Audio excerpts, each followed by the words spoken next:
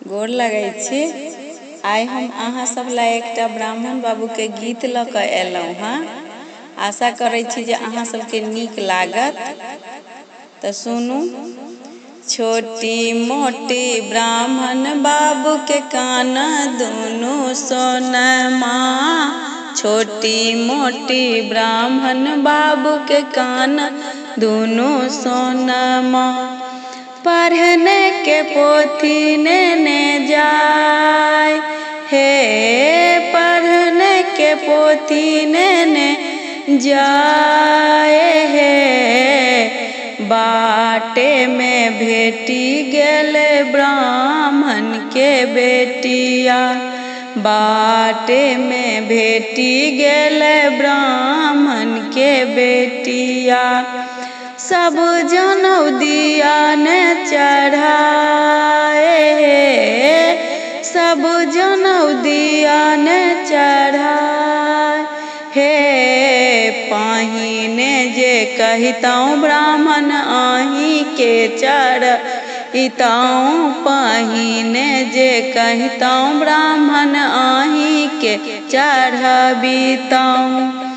सब जनौ गेल बिकाइयो, सब जनौ गेल बिकाइयो। छोटी मोटी ब्राह्मण बाबू के कान दुनू सोनमा। छोटी मोटी ब्राह्मण बाबू के कान दुनू सोनमा।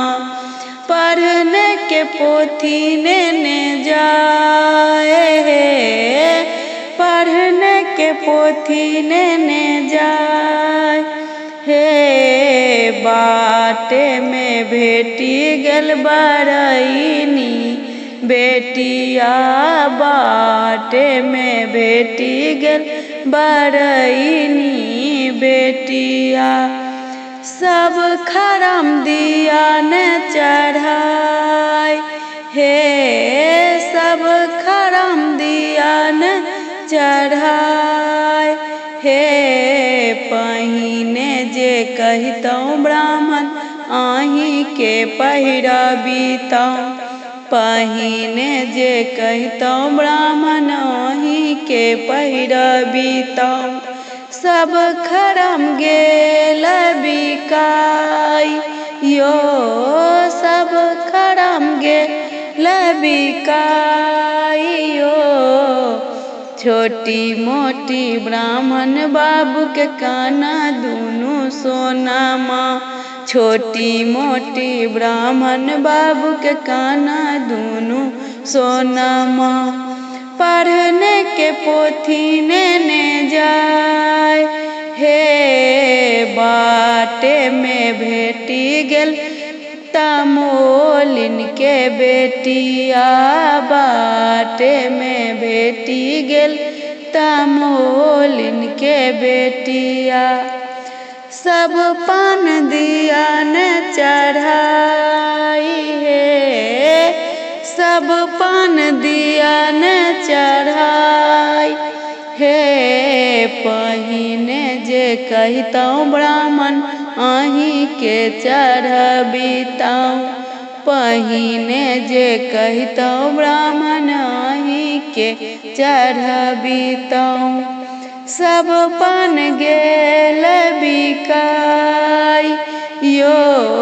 सब पान गेल बिकाइयो। छोटी मोटी ब्राह्मण बाबू के कान दुनू सोनमा। पढ़ने के पोथी ने जाय हे। बाटे में भेटी गेल ग्वालिन के बेटिया। बाटे में भेटी गेल ग्वालिन के बेटिया। सब दूध दिया ने चढ़ाई हे, सब दूध दिया ने चढ़ाई हे। पहिने जे कहितौं ब्राह्मण आही के चढ़बितौं।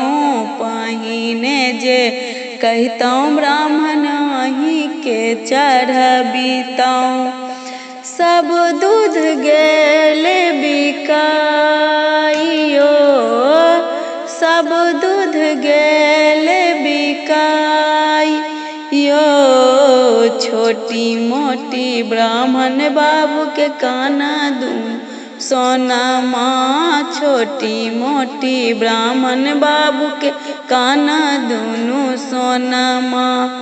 पढ़ने के पोथी नेने जाय, हे बाटे में भेटी गेल बनियाइनी बेटिया, बाटे में भेटी गेल बनियाइनी बेटिया।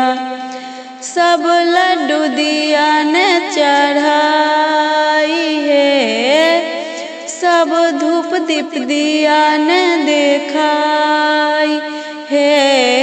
पहिने जे कहतौं ब्राह्मण आही के भोग लगबितौं, पहिने जे कहतौं ब्राह्मण आही के भोग लगबितौं। सब लड्डू गेल बिकाइयो, सब लड्डू गेल बिकाइयो। छोटी मोटी ब्राह्मण बाबू के काना दूनु सोनमा, छोटी मोटी ब्राह्मण बाबू के काना दूनु सोनमा। पढ़ने के पोथी नेने जाय, हे पढ़ने के पोथी नेने जाय हे। धन्यवाद।